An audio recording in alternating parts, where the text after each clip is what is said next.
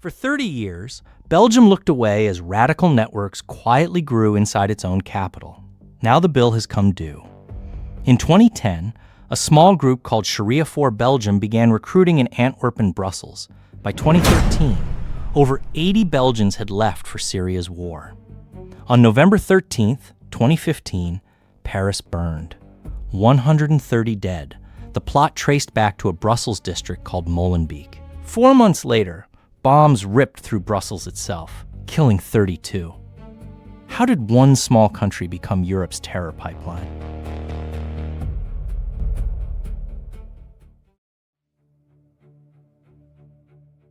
Molenbeek Saint-Jean is home to roughly 95,000 people, and by 2015 youth unemployment there had climbed above 30%.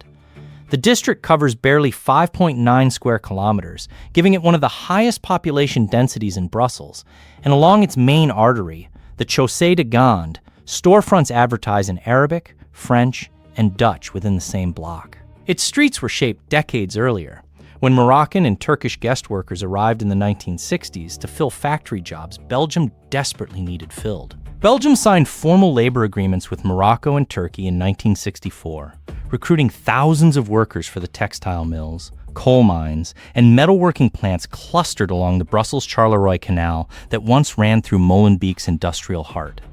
Those workers stayed, raised families, and built a community the state never fully integrated into its economy or its imagination.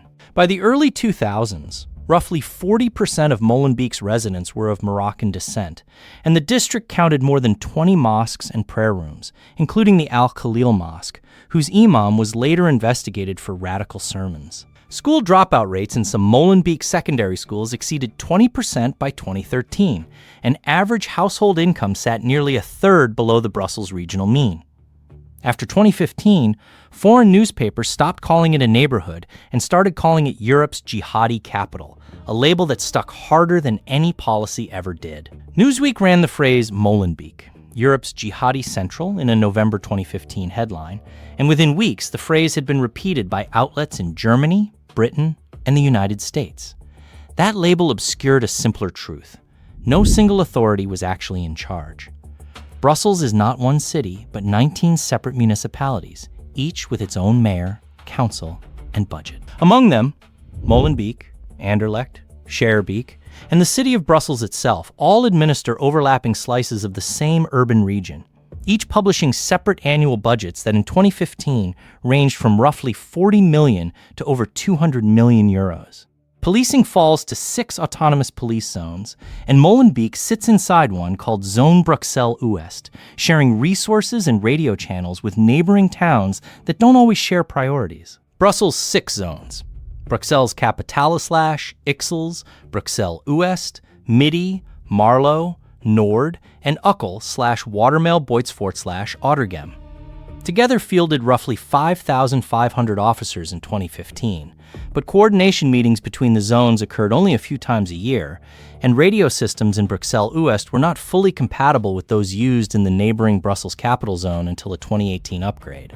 Zone Bruxelles-Ouest covered 5 municipalities and roughly 260,000 residents with fewer than 700 officers at the time, a ratio investigators later called dangerously thin for the caseload. Above the local police, intelligence itself was split 3 ways, between the civilian service VSSE, which employed only around 600 staff nationwide in 2015, military intelligence known as ADIV, and regional prevention offices that rarely spoke the same language, literally or otherwise. A federal coordination body, OCAD, CUTA, existed on paper since 2006, but ran with barely 20 analysts, tracking a terrorism watch list that by 2015 had grown to include hundreds of names.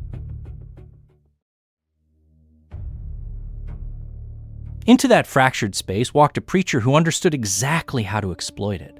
Fouad Belkacem, born in Antwerp in 1982 to Moroccan immigrant parents, founded Sharia for Belgium in March 2010, building a following not in mosques, but on YouTube and street corners, where cameras caught confrontational demonstrations that spread far beyond Antwerp. One widely circulated video showed members heckling police outside Antwerp's City Hall, footage that racked up hundreds of thousands of views and drew new recruits from as far as Charleroi and Liège. At its peak, Belgian security services estimated Sharia 4 Belgium counted around 100 core members, though its online videos reached tens of thousands more across Flanders and the Netherlands. His pitch was simple, his reach digital, and it worked well enough that by 2014, an estimated 80 to 100 Belgians had left to fight in Syria, one of the highest per capita numbers in Western Europe. Among them was Gijon Bontinck, a teenager from Antwerp whose father's public search for him became a national news story in 2013. Belgian authorities arrested Belkacem in 2012, but the group kept operating until it was formally banned that same year. Belkacem himself never fired a shot. He was convicted and sentenced to 12 years in a 2015 terrorism trial, by which point the network he'd built no longer needed him. The Antwerp court that tried him also convicted 45 co-defendants, most in absentia, since many were already fighting or dead in Syria. That network's survivors didn't vanish when Belkacem went to prison. Some were already there. Belgian prisons at the time were running at over 120% capacity, packed with young men serving time for unrelated petty crimes, in facilities like Saint-Gilles and Ytre that were built for populations half their actual size. No dedicated deradicalization units existed until 2015 or 2016, so overcrowded cell blocks became informal classrooms for extremist ideas. Ytre prison in particular later drew scrutiny after investigators found that several future Paris and Brussels attackers had passed through its wings within the same 2-year window. Several men who later carried out or supported major attacks had exactly this profile. Petty criminal records first, prison friendships second, jihadist commitment third. Salah Abdeslam himself had a minor record for theft and had served time alongside Abdelhamid Abaoud years before either man traveled to Syria.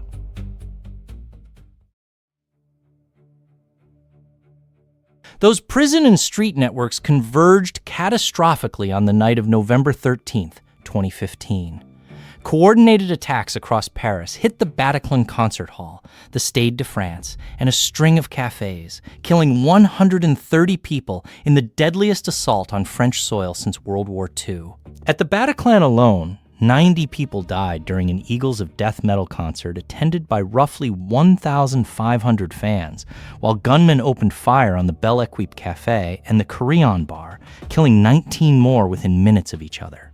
At the Stade de France, 3 suicide bombers detonated their vests outside gates D and H during a France-Germany friendly match attended by roughly 80,000 spectators, including President François Hollande, who was evacuated mid-game. Over 350 people were wounded across the night's attacks, many critically. The operation's ringleader, Abdelhamid Abaoud, had grown up on Molenbeek streets, and several co-conspirators had known each other since childhood there. Abaoud himself was killed 5 days later, on November 18th, 2015, during a police raid in the Saint-Denis suburb of Paris. This wasn't a foreign cell parachuted in. It was a homegrown network Belgium had watched form for years without disrupting it.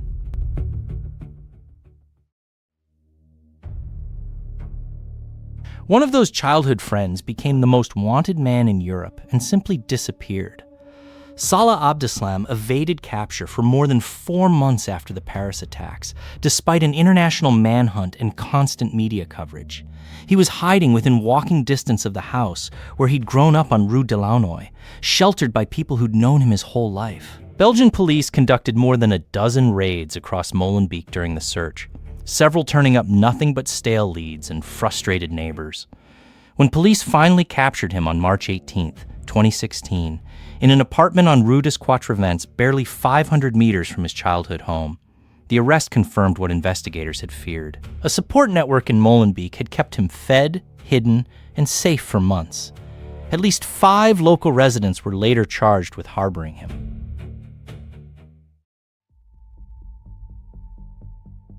That capture, meant to bring relief, instead triggered the attack Belgium had failed to prevent.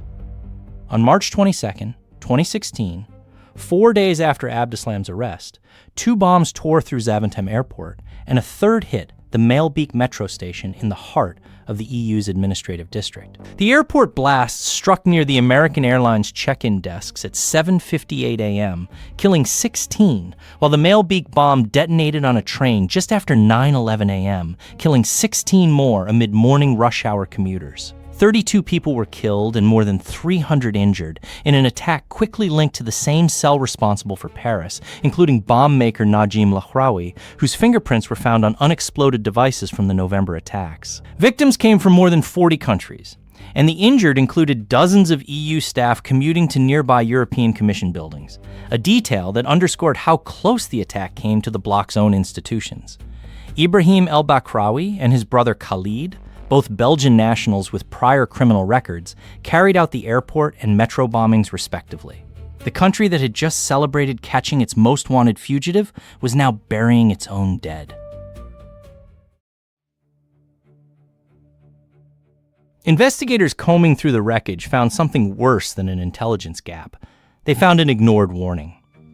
Turkey had deported a suspected fighter named Ibrahim el-Bakrawi back to Belgium in June 2015, explicitly flagging him as a security risk after he was detained near the Syrian border in Gaziantep. Turkish officials said they notified both Belgian and Dutch authorities at the time, a claim Belgium's own inquiry later confirmed.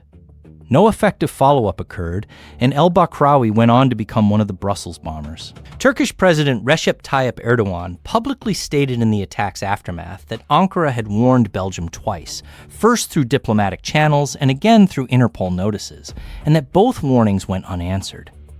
A later parliamentary inquiry confirmed watchlist information on him had simply never made it between the agencies responsible for acting on it.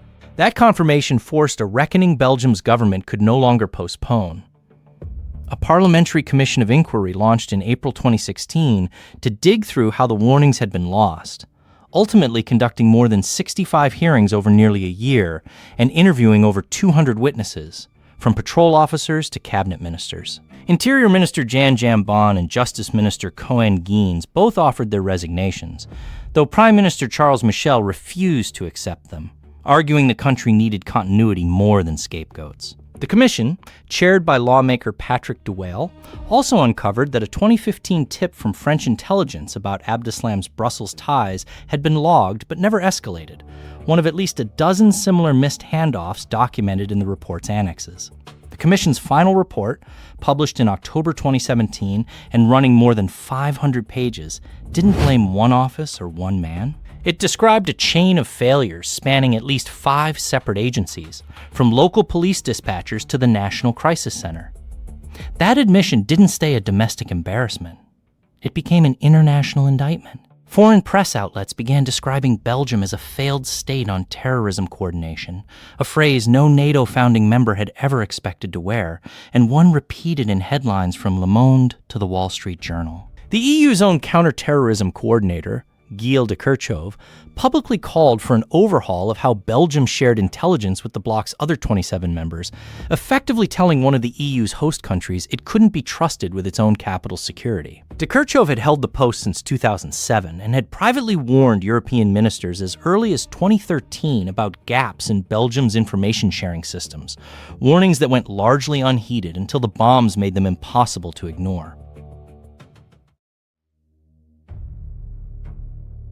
Stung by that judgment, Belgium finally built the coordination its own inquiry had proven never existed.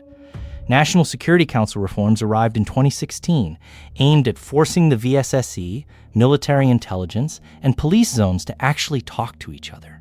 The federal terrorism analysis body OCAD grew its staff from roughly 20 analysts to more than 100, a 5-fold jump meant to close the kind of gap that let el-Bakrawi slip through, backed by a budget increase from under 3 million euros annually to more than 10 million by 2018. Molenbeek launched local prevention programs like Biunts and appointed dedicated deradicalization coordinators, finally treating prevention as a job rather than an afterthought. The municipality also opened a local integration center in 2017 and hired social workers specifically tasked with monitoring at-risk youth, a role that hadn't formally existed before the attacks. Those reforms were real, but reality has a way of testing promises. On October 16, 2023, a radicalized gunman, later identified as Abdesalam Lassoud, a 45-year-old Tunisian national, killed 2 Swedish nationals in central Brussels near the St. Catherine district, proving better staffing numbers don't automatically mean better outcomes. Lassoud had been flagged years earlier as a potential threat and was still awaiting deportation when he carried out the shooting, a lapse that echoed the El Bakraoui case almost exactly. Police response to the 2023 shooting took nearly 40 minutes, hampered by confusion over which of the 2 nearby zones held jurisdiction over the exact stretch of Boulevard de Paris where the attack occurred. A jurisdictional ambiguity investigator said mirrored complaints raised in the 2017 parliamentary report almost verbatim. 6 separate police zones still operate across Brussels today, the same fractured map that let Aboud's network hide in plain sight. Belgium's language-based federal divisions, splitting power between Flemish, French, and German-speaking authorities, still complicate any attempt at a unified security policy, with the country's roughly 11.5 million residents governed by 6 different parliaments layered atop one another. Divided BY Dessingen, blinded BY Neglect. Belgium didn't fail because one neighborhood turned violent. It failed because a state built to balance competing languages and regions never learned to move fast enough to stop the people exploiting those gaps. The warnings were there, the informants were there, the deported suspect was there, and still the pieces never connected in time. If this story leaves you with one thing, let it be the quiet request to keep watching how democracies handle the friction between local identity and national safety, and to follow along as we keep track.